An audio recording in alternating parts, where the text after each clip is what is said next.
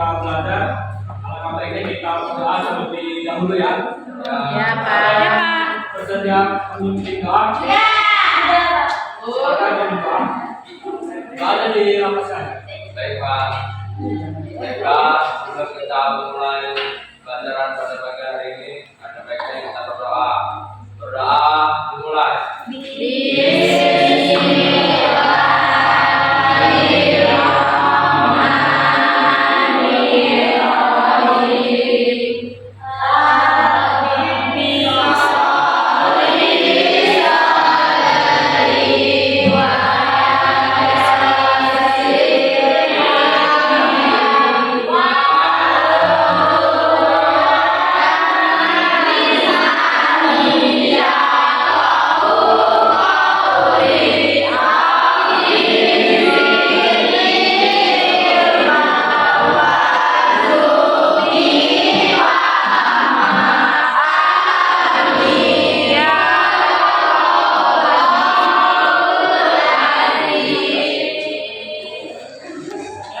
Alhamdulillah ya. Gimana kabarnya hari ini anak-anak?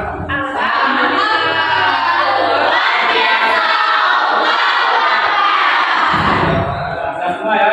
Ya. Sudah sarapan belum? Belum. Kenapa belum sarapan?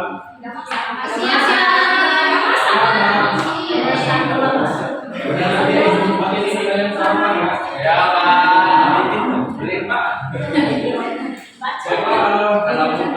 Sini Bapak mau absen kalian dulu. Barangkali ada teman-teman kalian yang tidak masuk hari ini ya. Ya Pak.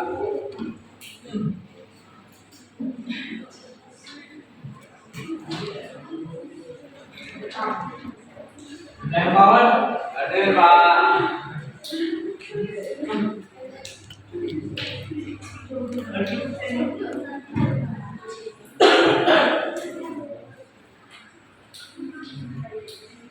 Depri yang ada semua ya. Ada yang tidak hadir Pak.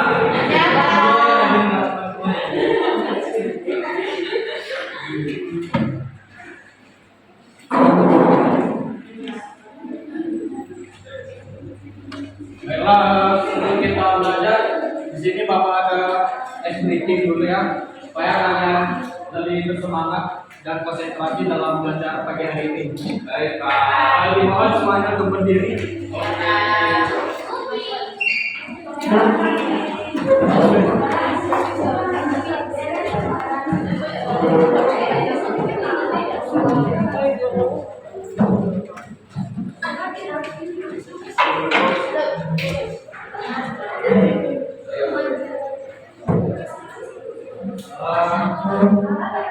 Lagunya sendiri ya. Ada yang tahu nggak? Tahu Pak. Bapak tentukan dulu ya. Ya Pak. Maju ke depan sambil tersenyum. Itu ya. Mulai.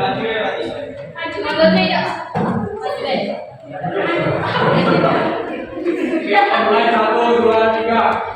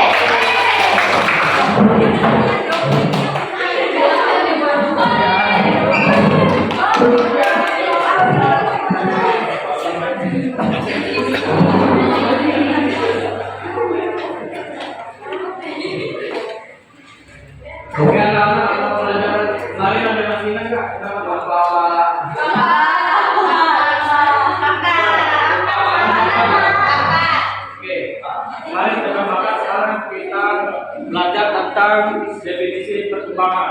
Ada yang tahu nggak? Perkembangan itu apa? Apa, Pak?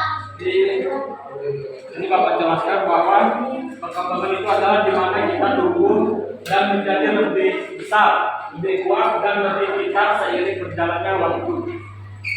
Itu ya. Ini Bapak jelaskan lagi. Jadi perkembangan adalah proses yang berlangsung sejak konsepsi lahir dan sesudahnya, di mana badan, otak, kemampuan dan tingkah laku pada masa usia dini, anak-anak dan dewasa menjadi lebih kompleks dan berlanjut dengan pematangan sepanjang hidup. Tidak ada periode usia yang mendominasi perkembangan hidup. Perkembangan meliputi keuntungan dan kerugian yang berinteraksi dalam cara yang dinamis sepanjang siklus kehidupan, sehingga selama proses perkembangan manusia, maka selama itulah proses perkembangan akan terus berjalan. Jadi di sini ada ciri-ciri perkembangan secara umum ya, yaitu yang pertama terjadinya perubahan dalam aspek fisik. Jadi perubahan berat badan dan organ-organ tubuh, dan aspek psikis, yaitu atau racunnya kemampuan berpikir, mengingat dan rekreasi. Terus yang kedua, terjadinya perubahan dalam proporsi aspek fisik atau proporsi tubuh anak berubah sesuai dengan fase perkembangannya, dan aspek psikis atau perubahan imajinasi dari fantasi ke realitas. Terus yang ketiga, belajarnya tanda-tanda yang apa?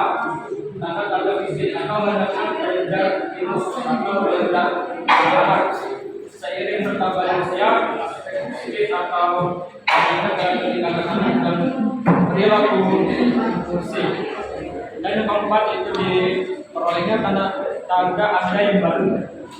Lalu tanda fisik, lalu tanda fisik atau pergantian gigi dan karakter seks pada usia remaja. Tanda fisik atau berkembangnya seiring tahun tentang pengetahuan moral interaksi dengan lawan jenis. Di sini ada perbedaan dan persamaan antara pertumbuhan dan perkembangan. Ada yang tahu nggak perbedaan antara pertumbuhan dan perkembangan? Seperti yang telah diuraikan di atas bahwa perkembangan atau development adalah rangkaian perubahan sepanjang rentang hidup kehidupan manusia yang bersifat progresif, teratur, berkesinambungan atau akumulatif, yang menyangkut segi kuantitatif dan kualitatif sebagai hasil interaksi antara maturasi dan proses global. Sedangkan pertumbuhan atau growth merupakan perubahan ukuran organisme karena bertambahnya sel-sel dalam setiap tubuh organisme yang tidak bisa diukur oleh alat ukur atau bersifat kuantitatif, atau secara bahasa perubahan ukuran organisme dari kecil menjadi besar. Maka dapat kita simpulkan bahwa perbedaan antara perkembangan atau development dan pertumbuhan growth terletak pada sifat yang berlangsung pada kedua proses tersebut. Dalam hal ini pertumbuhan bersifat kuantitatif, sedangkan perkembangan merupakan proses yang lebih kompleks, meliputi kuantitatif dan kuantitatif. Serta dapat kita tarik kesimpulan bahwa pertumbuhan merupakan salah satu bagian dari proses perkembangan, karena proses pertumbuhan individu mengikuti proses perkembangan yang bersifat kualitatif. Jadi seperti itu penjelasan dari Bapak. Mungkin ada pertanyaan dari penjelasan dari Bapak tadi mengenai definisi pertumbuhan. Kalau ada yang bertanya nanti Bapak kasih hadiah. Ada yang mau bertanya nggak? Ya, boleh silakan. Tidak. Baiklah, saya akan belajar kepada Bapak. Ya, pertanyaannya itu adalah mengapa perkembangan itu sangat penting. Oke, terima kasih ya. Jadi di sini Bapak menjawab pertanyaan dari Kak Indah ya. Pak. Jadi mengapa perkembangan itu sangat penting ya? Jadi perkembangan penting itu karena itu membantu kita belajar hal-hal baru, menjadi lebih baik dalam melakukan hal-hal dan menjadi lebih mandiri. Dapat lagi Kak Indah? Oke, nanti ya satu lagi. Ada yang mau bertanya? Silakan.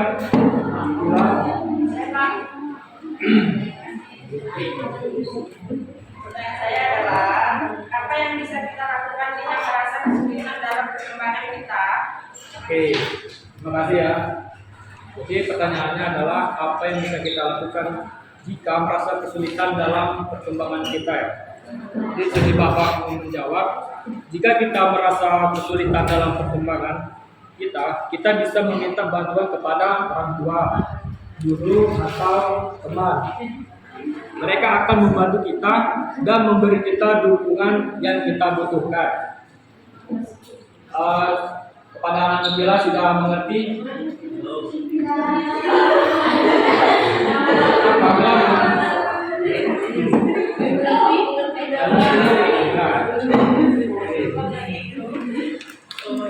Sini Bapak kasih hadiah.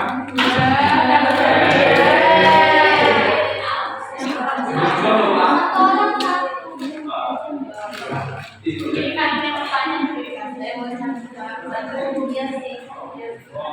Di mall, Pak.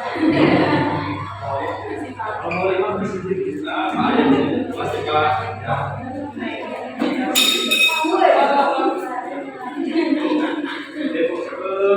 Dalam belajar hari ini, apakah ada anak yang bisa menyimpulkan penjelasan dari Bapak tadi? Jika ada, nanti Bapak kasih hadiah lain. Apa Pak? Ada nggak yang mau menyimpulkan? Hadiahnya apa? Boleh.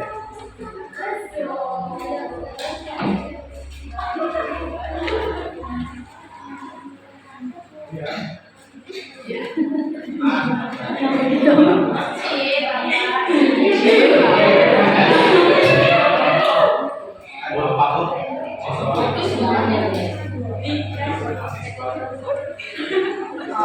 Saya di sini akan menyimpulkan apa yang telah disampaikan oleh Pak tadi mengenai tentang proses perkembangan.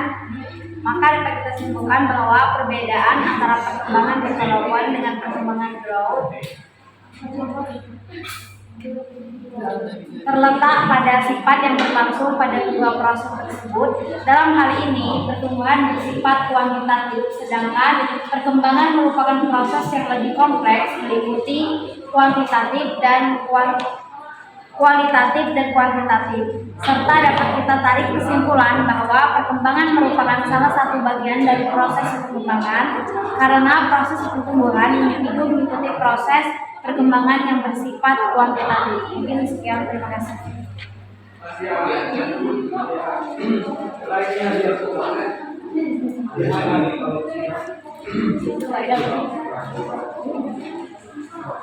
Mungkin hari ini pelajaran kita hari ini sudah selesai ya. Materi kita. Kita ada pertanyaan sudah habis. Sini kita kepada ketua ini doanya. Ya, Pak. Baiklah, kita mulai. Kita berdoa dan selamat sampai di rumah. Doa mulai.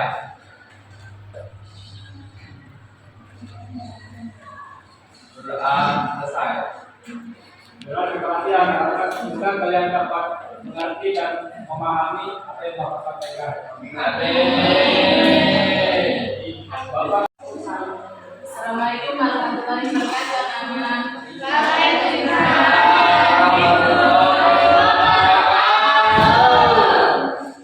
Dan sebelum kita mulai pelajaran, baiknya kita berdoa terlebih dahulu. Ya, siapa keduanya tolong dipimpin ya. Baiklah teman-teman, sebelum kita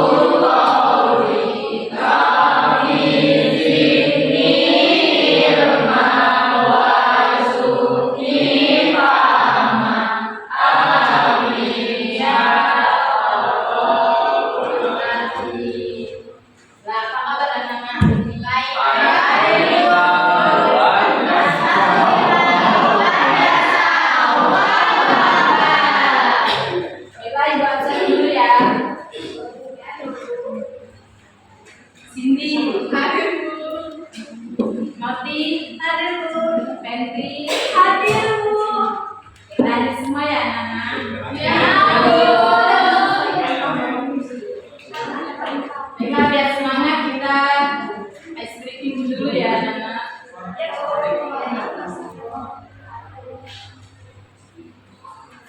Si kalian sudah hafal semua ya?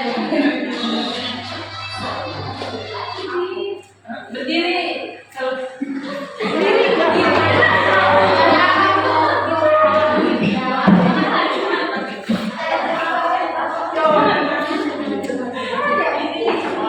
Satu, dua, tiga. Tangan kanan tangan kiri mempunyai jari, diletakkan di bengkokan putar pergelangan. Ujung depan dilentikan, ayo tepuk tangan. Sebelah kanan semua, kaki kedua, atas tangan kita, pinggang semuanya. Dan kita ulukan, menghadap depan, berdiri dengan tegak, balik kanan semua.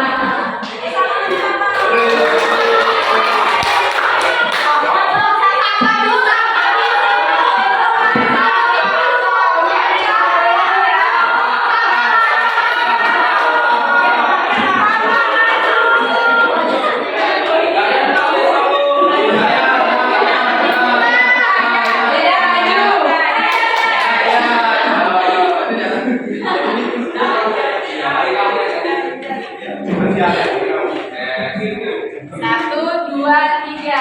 Tangan kanan tangan kiri mempunyai jari, diletakkan di bengkokan putar pergelangan. Ujung depan dilentikan, ayo tepuk tangan. Tepuk tangan semua, angkat kaki kedua, ke atas tangan kita, pinggang semuanya. Badan kita tundukkan, jangan mulai teman, berdiri dengan tegak, balik kanan semua.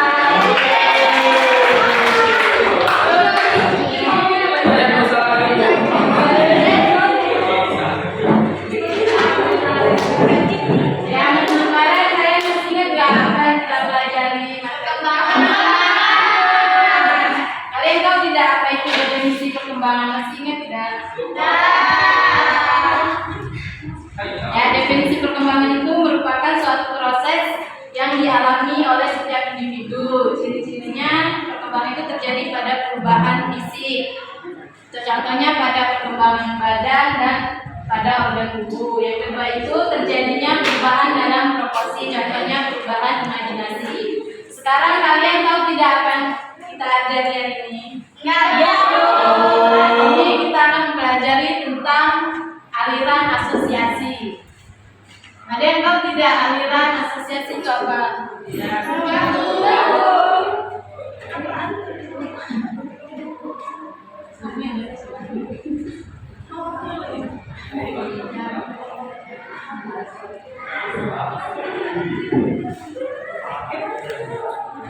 Ya, aliran asosiasi itu merupakan perkembangan dari empirisme pada masa Renaissance yang menguatkan studi tentang manusia.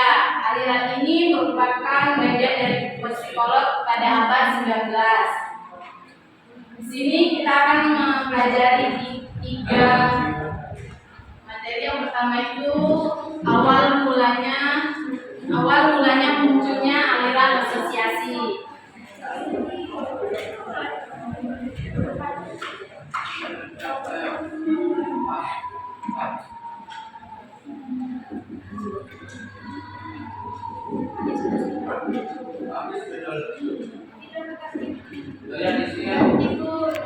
Let's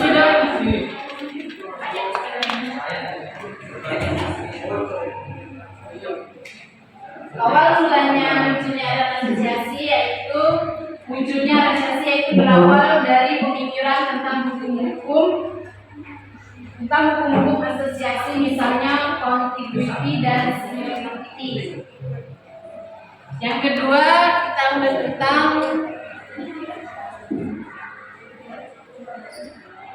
tokoh-tokoh aliran asosiasi.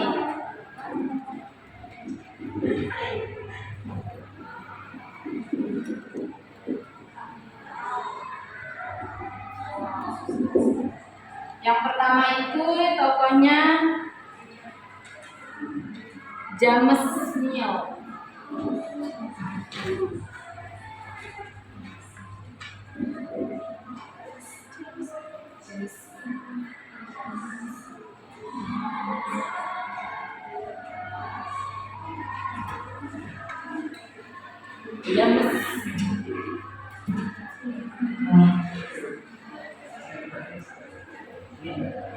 James Neal ini menetapkan 3 kriteria. Yang pertama itu ketetapan permanensi. Asosiasi yang kuat adalah asosiasi yang permanen, artinya selalu ada atau kapan saja. Yang kedua itu kepastian atau certainty. Ya, suatu asosiasi adalah kuat orang yang berasosiasi untuk benar-benar yakin atas kebenaran asosiasinya itu. Yang ketiga ada facility, yaitu suatu asosiasi akan kuat kalau lingkungannya sudah cukup banyak prasarana atau fasilitasnya. Yang ketiga kita akan bahas tentang konsep aliran asosiasi.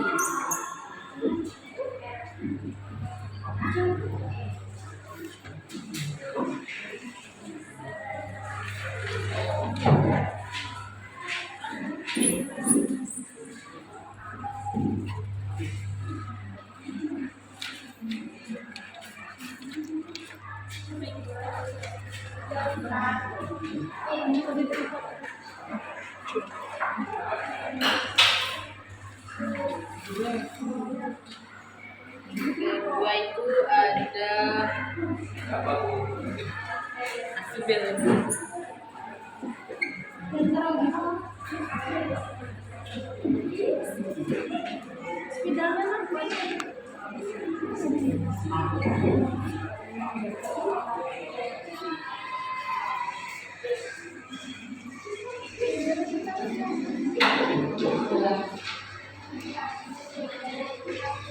yang ketiga membahas tentang konsep aliran asosiasi. Konsep aliran asosiasi ini menjelaskan berfokus pada pertemuan hukum asosiasi seperti law of quantity, informasi yang muncul bersamaan secara saling sambung menyambung. Sudah paham belum anak-anak?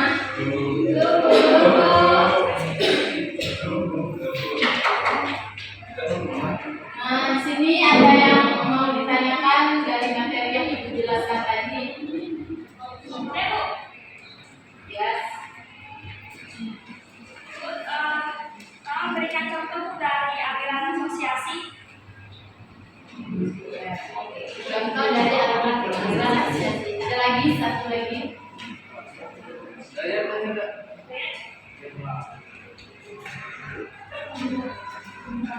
Oke, jawab dulu ya.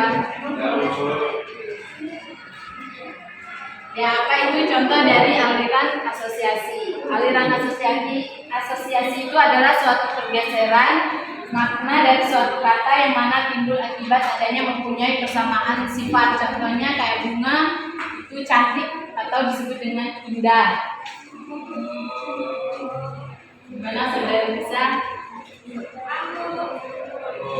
Ada lagi yang ingin bertanya? Bu, contoh asosiasi ketetapan apa? Ya, contoh asosiasi ketetapan itu dapat ditemukan.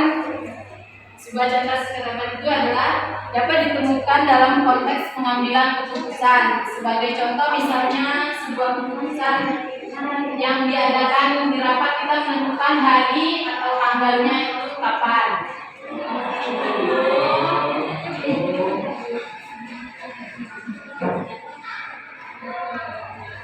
Baiklah, sudah mengetik saudari Bunda.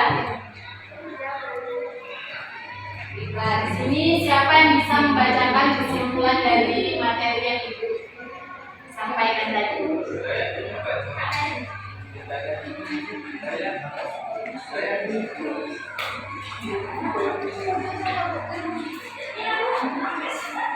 Oh, Tea. Cindy. Juga. Ini Bu.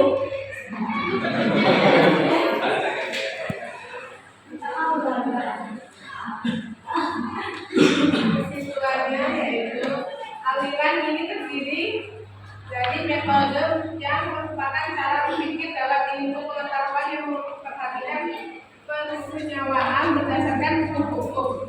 Menurut aliran ini, jiwa itu terdiri atas kumpulan dan tanggapan-tanggapan yang berproses menurut hukum-hukum yang pasti. Terima kasih Cindy. Oh iya, kita tadi lupa ya kasih hadiahnya.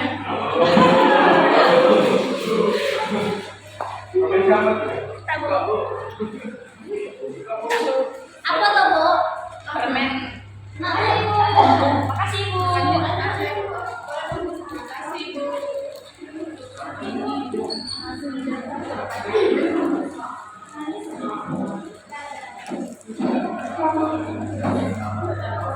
Baiklah, mungkin itu saja yang bisa ibu sampaikan materinya. Sebelum mengakhiri, akhirnya kita berdoa dulu ya. Kepada saudara Gibran.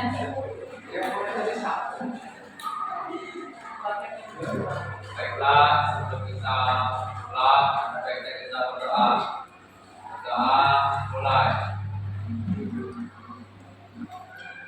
Doa selesai. Baik, ibu akhiri. Wabillahi hidayah. Wassalamualaikum warahmatullahi wabarakatuh.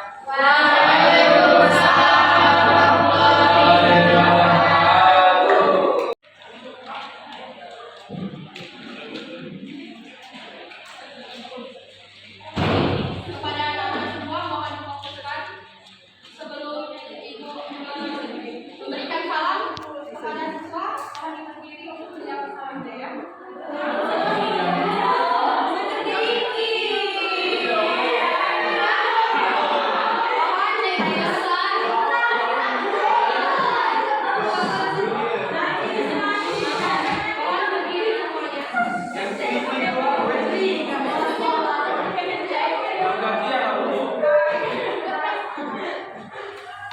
Assalamualaikum warahmatullahi wabarakatuh.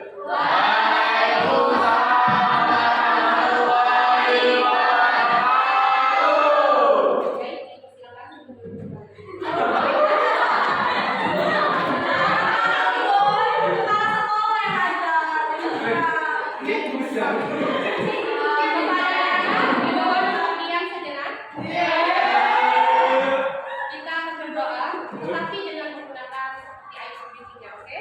Seperti yang satu jari kanan, satu jari kiri, oke?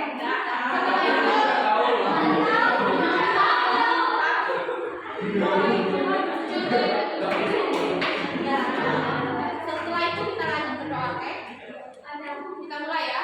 Satu jari kanan, satu jari kiri, aku menjadi dua, dua jembatan panjang, dua jari kanan, dua jari kiri, aku menjadi empat, membuat kamera cengkeh, tiga jari kanan, tiga jari kiri, aku menjadi enam, membuat menara tinggi.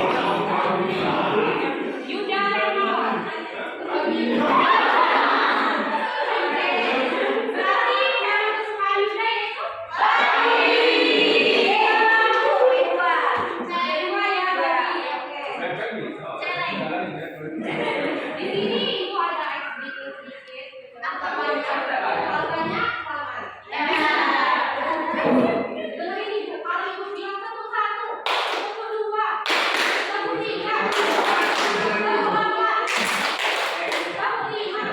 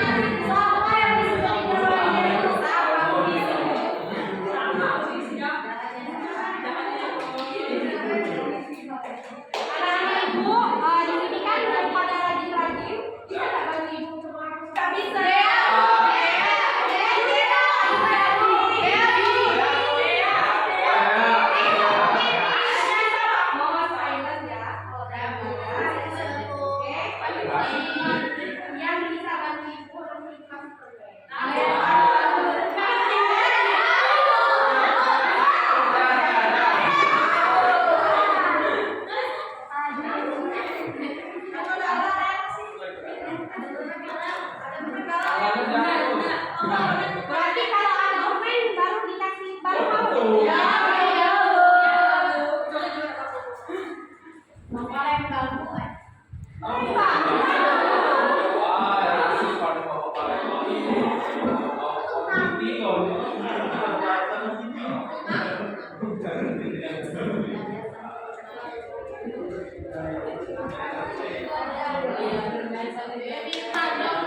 Kemarin kita telah belajar yaitu mengenai aliran asosiasi, oke? Selanjutnya kita akan masuk dalam pelajaran aliran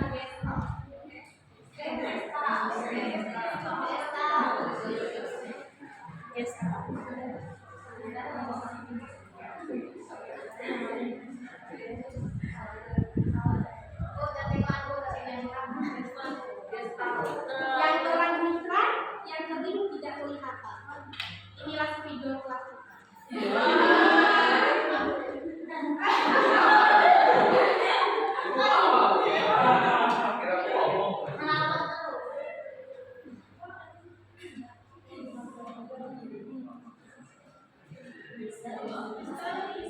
Ada yang tahu nggak? Gestalt ini berasal dari bahasa apa? Berarti harus dijelasin satu persatu dan memang harus dicatat ya sama sesuai. Gestalt itu berasal dari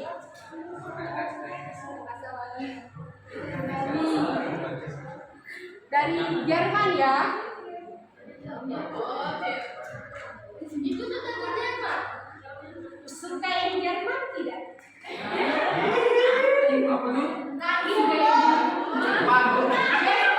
itu berasal dari Jerman ya, dari bahasa Jerman yaitu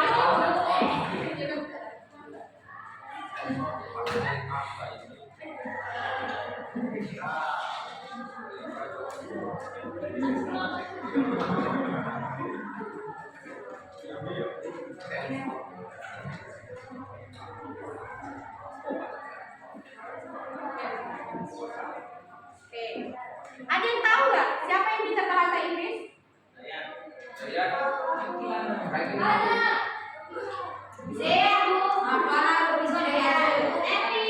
Bravo. Wall configuration Bu. Yaitu adalah sebagai bentuk atau konfigurasi. Menurut Priyanto, mohon didengarkan ya. Karena ini waktunya singkat. Menurut Priyanto pada tahun 2014 halaman 20, yaitu adalah pokok pandangan Gestalt adalah bahwa objek atau peristiwa tentu akan dipandang sebagai suatu keseluruhan yang terorganisasikan. Kenapa Gestalt itu berkaitan dengan psikologi? Karena salah satu aliran di psikologi itu yaitu mempelajari suatu gejala sebagai suatu keseluruhan totalitas. Konfigurasi itu apa sih? Ada yang tahu nggak? Konfigurasi itu adalah bentuk menggambarkan orang atau pengelompokan dari keseluruhan, oke? Nah, teori ini pertama kali dirumuskan oleh Max Webber, oke?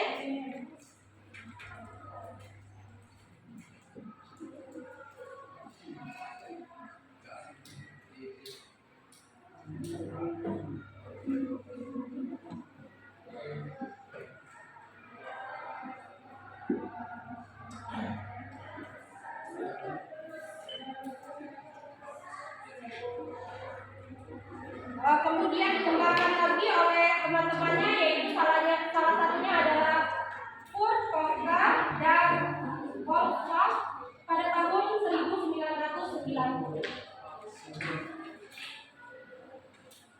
Di sini seperti pengelompokan atau misalnya ya segitiga, kelompoknya dengan segitiga. Berarti dia tuh ada keterkaitan, ada kesamaan. Seperti itu ya. Nah, di sini kepada anak-anak mungkin ada yang ingin bertanya mengenai aliran Gestalt ini. Ada yang ingin bertanya? Oke, pada saudara Sari. Apa tujuan dari Gestalt? Langsung dijawab atau mau mencari pertanyaan lagi? Jawab. Oke, tujuannya ya. Boleh dilihat ya. Ketiga. Yang pertama itu kesadaran diri kita untuk berperilaku menjadi lebih baik. Yang awalnya tidak baik mungkin dalam bersikap, bertutur kata, etika menjadi lebih baik. Selanjutnya itu adalah mencapai kematangan dalam berpikir, menjadi lebih dewasa. Dia kan ada proses tahapan perkembangannya ya. Jadi itu kan nggak mungkin. SD itu cuma monoton aja, kalau kelas 1 itu nggak ada peningkatan sampai kelas 6. Itu kok dinamakan perkembangannya ya. Nah, selanjutnya yaitu adalah lebih percaya diri ya. Yang awalnya malu-malu bertanya menjadi malu-malu bertanya. Mungkin itu tujuannya. Selanjutnya satu lagi yang ingin bertanya, ya, saudara Jelaskan timbulnya insting pada aliran Gestalt. instingnya ya. Ada 5 insting ya. Mohon diperhatikan ya. Ya,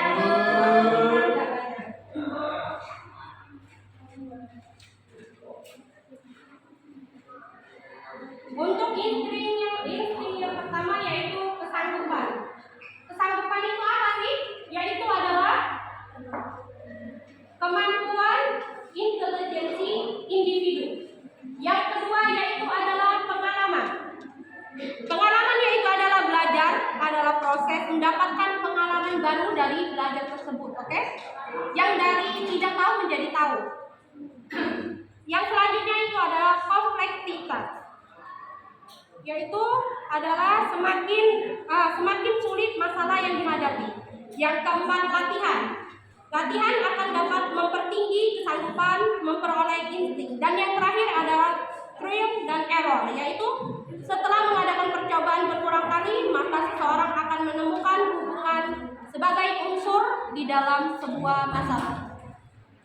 Baik, kepada seluruh siswa, ada yang bisa menjelaskan kesimpulan dari materi pembelajaran kita hari ini?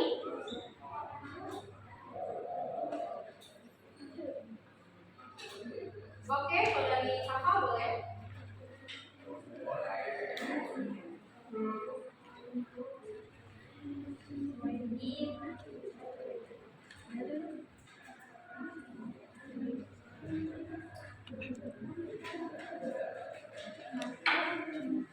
Jadi kesimpulannya, aliran Gestalt itu berasal dari bahasa Jerman, yaitu Wall dan Configuration, yang mengandung arti sebagai bentuk ataupun konfigurasi. Nah, teori ini dibuat oleh seseorang yang berbangsa Jerman bernama Max Weber, yang kemudian dikembangkan oleh para tokoh lainnya, yaitu Kurt Kafka. Teori Gestalt merupakan suatu fenomena kognitif yang melibatkan persepsi terhadap suatu benda, orang, dan peristiwa dalam cara yang berbeda-beda. Pemahaman makna dari hubungan ini yang disebut dengan insting. Gestalt ini salah satu aliran psikologi yang mempelajari suatu gejala sebagai totalitas keseluruhan. Baik, terima kasih yang telah menjawab juga tadi Ferni, Sari Fitria, dan Pak Yusafa. Boleh ke depan untuk mengambil sedikit hadiahnya. Dipersilakan.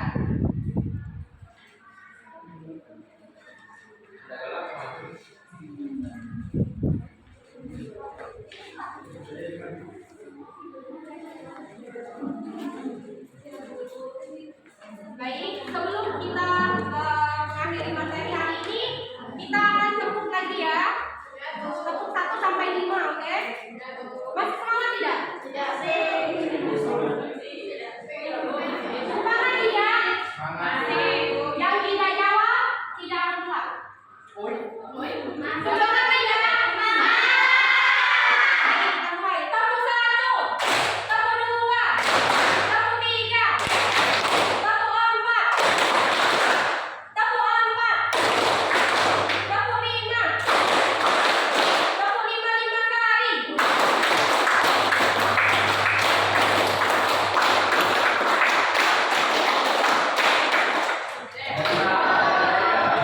Baik, untuk mengakhiri, sebelum kita mengakhiri, alangkah baiknya kita berdoa ya. Ibu akan mulai. Berdoa. Berdoa menurut kepercayaan masing-masing. Berdoa dimulai.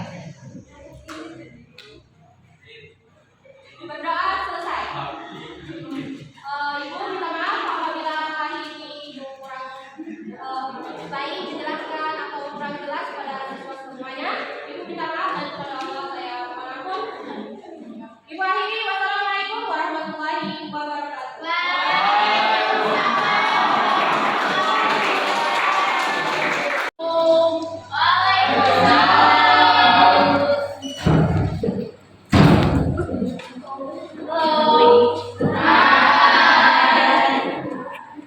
Baiklah, sebelum kita memulai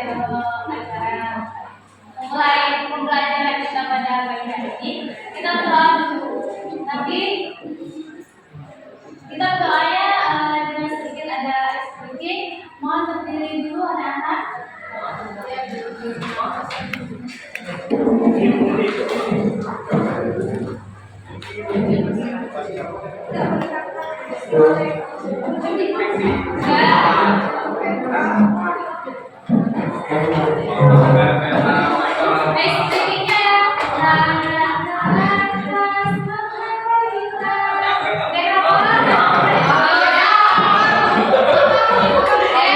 Bisa kita mulai? 1, 2, 3. Tangan ke atas, menggapai bintang.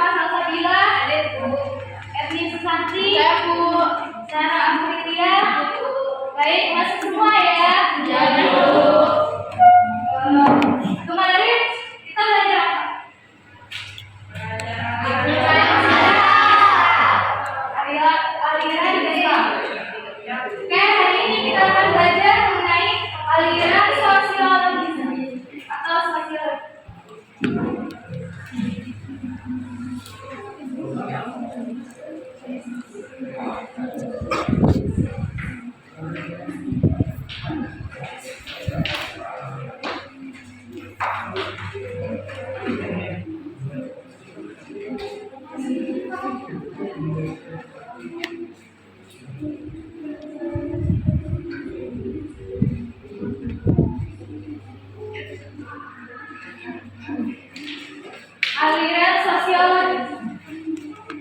Para ahli yang mengikuti berasumsi bahwa perkembangan itu merupakan proses sosialisasi.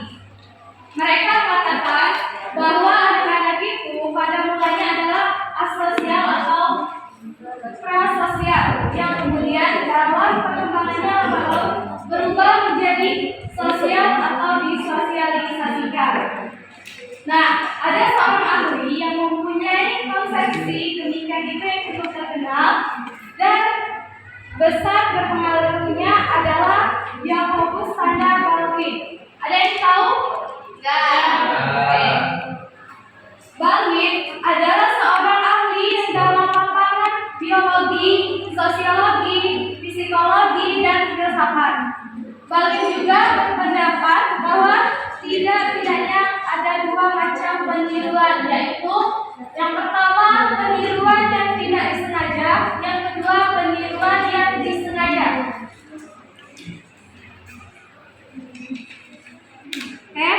Peniruan tidak disengaja. Imitasi misalnya terjadi kalau begitu anak meniru gerakan-gerakan sikap orang dewasa, seperti peniruan yang disengaja terjadi misalnya kalau anak-anak bermain peranan sosial, yaitu misalnya ada yang menjadi ibu, terus ada yang menjadi penjual kaca, ada yang menjadi kondektur, dan banyak lainnya. Para ahli juga mengikuti aliran ini karena beranggapan bahwa anak kecil mula-mulanya belum memiliki moral, yang kemudian lalu memiliki moral yang sifatnya heteronom, dan baru kemudian, yaitu setelah anak mencapai taraf kedewasaan, pemuda itu memiliki moral yang otonom. Mengerti? Mengerti?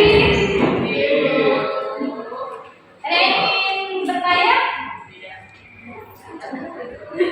Ada yang ingin bertanya? Saya Bu. Oke, Bila.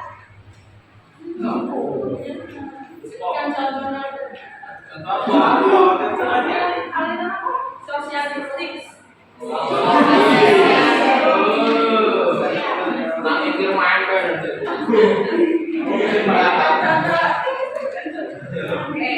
terima kasih. Ada yang ingin bertanya lagi? Saya pada ini. Mengapa banyak para ahli mengikuti aliran ini? Terima kasih. Ibu akan menjawab pertanyaan dari sini. Mengapa para ahli banyak mengikuti aliran ini? Karena ahli itu beranggapan aliran ini bahwa anak kecil mula belum memiliki moral, yang kemudian lalu memiliki moral yang sifatnya heteronom, dan kemudian yaitu setelah anak mencapai tahap kedewasaan, pemuda itu memiliki moral yang otonom. Bagaimana? Bisa dimengerti ya? Ya, Bu. Baik, gua memberikan contoh sosiologi, aliran sosiologi. Ini contohnya dalam apa? Bisa dijelaskan lagi?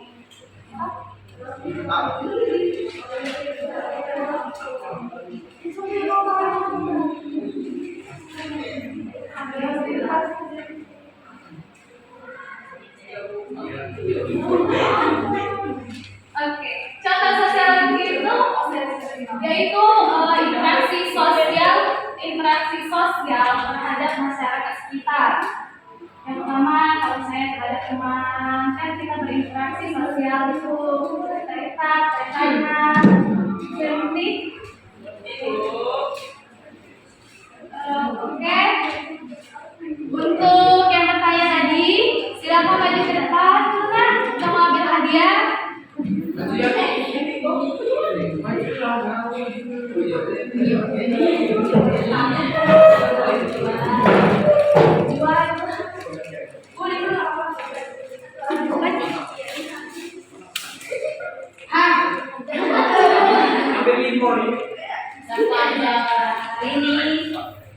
Terima kasih, tepuk tangan dulu.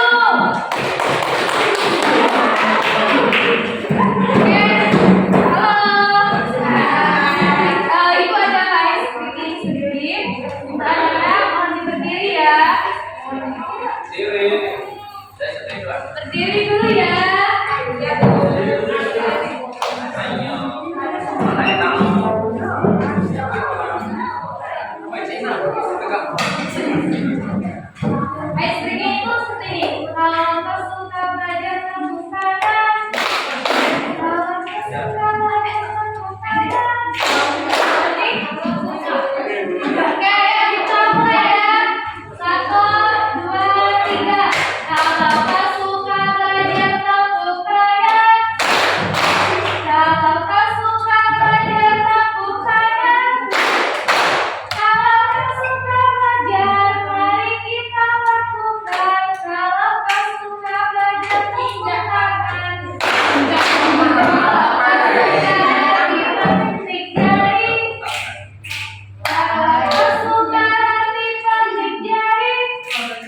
Kalau kau suka, mari kita lakukan. Kalau kau suka, kita petik jari. Kalau kau suka main injak balik. Kalau kau suka main injak balik. Kalau kau suka mari kita lakukan. Kalau kau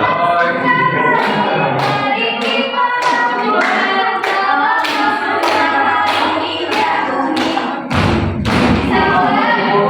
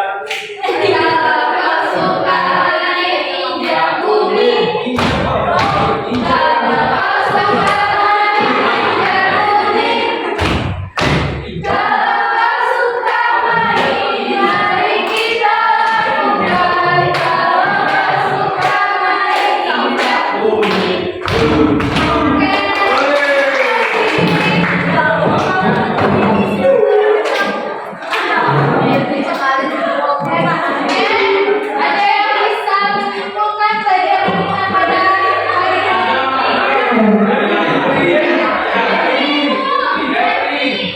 Oh, ada. Ayo persilakan.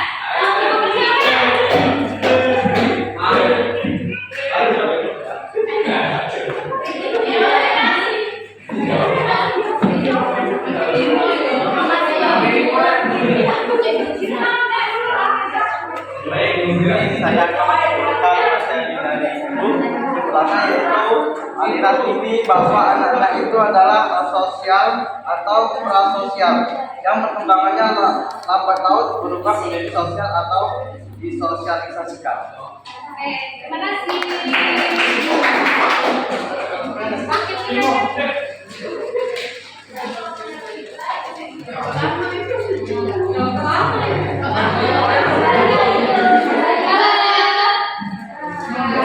Baik, sudah bisa dimengerti pelajaran kita pada pagi hari ini. Juga sebelum kita mengakhiri pelajaran kita pada pagi hari ini, baiknya kita melafazkan lafaz hamdalah.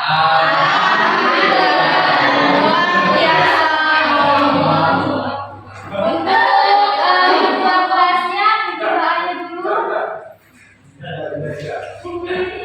Baiklah, sebelum kita pulang, sebaiknya kita berdoa.